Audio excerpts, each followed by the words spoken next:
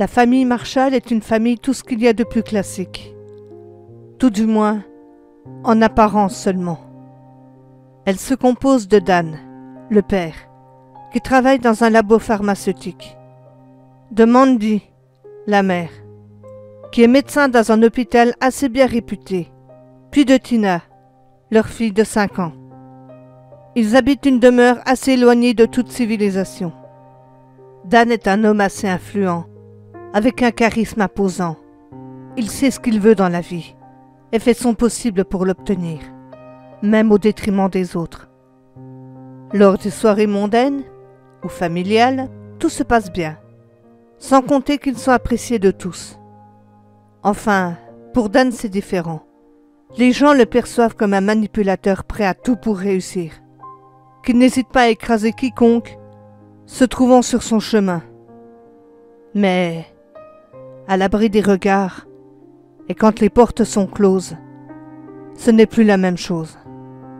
Effectivement, quand Dan boit un peu trop, il lui arrive de temps à autre d'être violent avec Mandy. Heureusement, c'est assez rare, mais suffisamment grave pour le souligner. Un soir, alors que Dan avait bu, il est parti se coucher. Il a attendu patiemment que Mandy s'endorme. Une fois cela fait, il se rend dans la chambre de sa fille Tina et se contente de l'observer dormir dans son lit. Mais rapidement, des pensées incestueuses traversent son esprit. Il commence doucement à la caresser. Puis pris de panique d'avoir ce genre de geste envers son enfant, il se ravise et retourne se coucher. Le lendemain matin, Mandy prépare le petit déjeuner. Une fois tous installés à table, Dan observe sa fille, mais cette fois, différemment. Il se dit que ce soir, il passera à l'action, mais il va falloir manœuvrer intelligemment pour ne pas se faire prendre. Le soir venu, il met des somnifères dans le thé de Mandy pour qu'elle s'endorme plus vite. Ce petit rituel se fait à chaque fois que Dan décide d'aller voir l'enfant. Une fois la famille endormie, Dan rejoint Tina dans sa chambre. Mais elle se réveille en entendant la porte s'ouvrir. Il la regarde en s'approchant lentement d'elle. « Papa, tu viens me lire une autre histoire ?» Non, Tina. Je vais te faire un câlin qui devra rester entre nous. C'est un secret. La petite est perdue.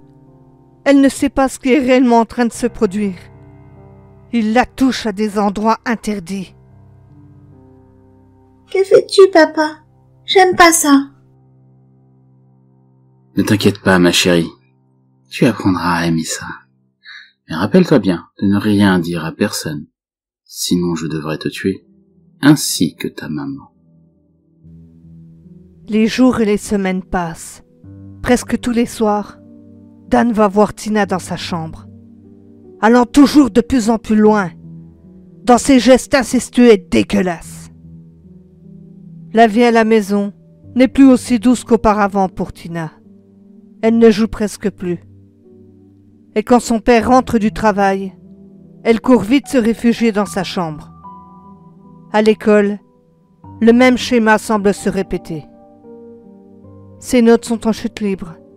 Quand les professeurs l'interrogent, elle reste muette et se renferme aussitôt.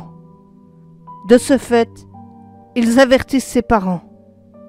Seule la mère de l'enfant se rend à son école pour essayer de cibler le problème, mais Tina se réfugie dans un mur de silence. Le soir venu, Mandy en parle à son mari.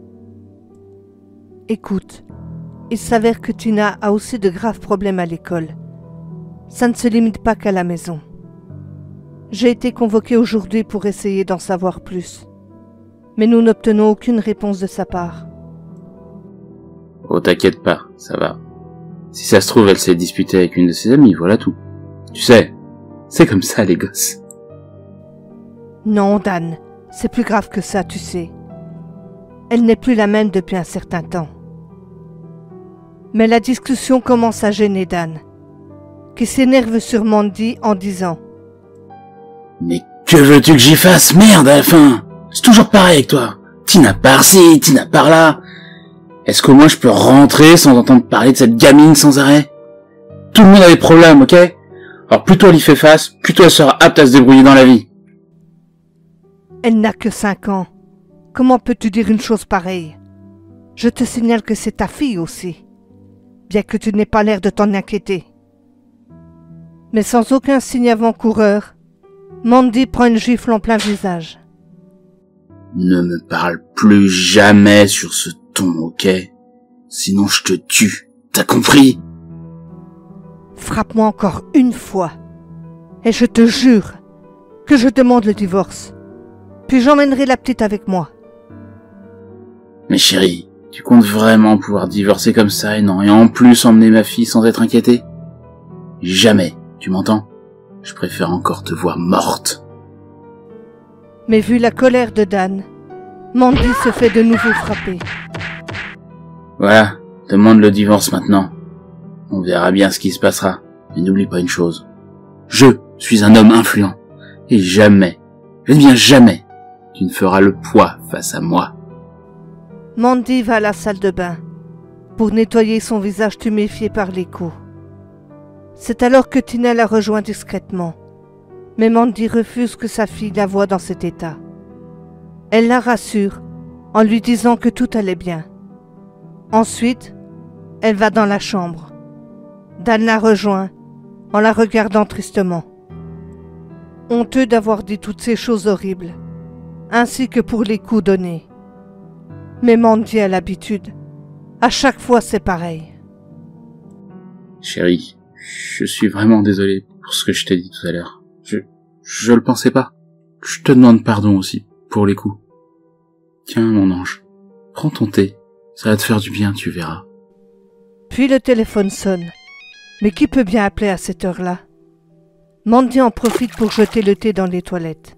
Elle est plus méfiante que jamais. Et tout le monde va se coucher. Mais comme à son habitude, Dan va dans la chambre de Tina pour lui faire subir les mêmes atrocités. Mandy, de son côté, faisait semblant de dormir. Instinctivement, elle prend l'arme à feu dans la table de nuit, puis se dirige vers la chambre de Tina.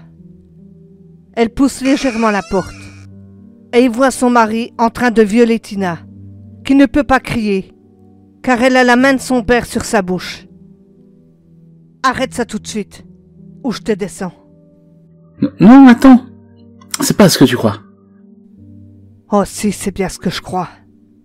Et cette fois, je peux te jurer que tu ne reverras jamais Tina. Je te rappelle que c'est ma fille aussi, et que j'ai le droit de la voir.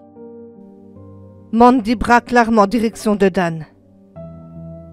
Tu as perdu ce droit lorsque tu as abusé de notre propre fille.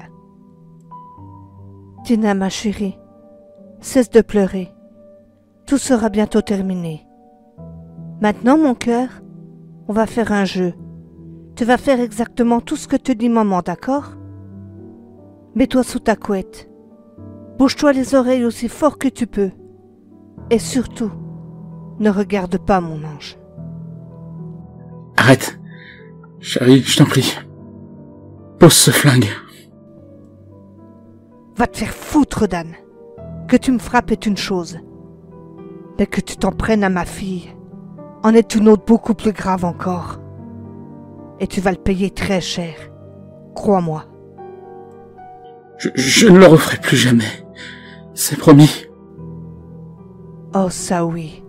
Je sais que tu ne recommenceras pas. Je vais m'en assurer. Tina, mon ange, bouge-toi les oreilles très fort maintenant.